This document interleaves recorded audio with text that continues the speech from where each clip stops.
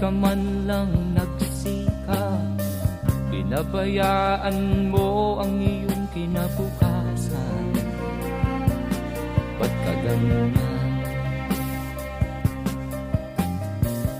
Di naman sila nagkulang, ibinigay ang iyong kailangan.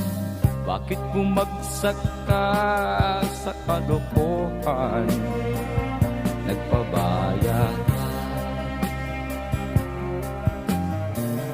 lagi kang naglalasing, magulang mo'y di pinapansin.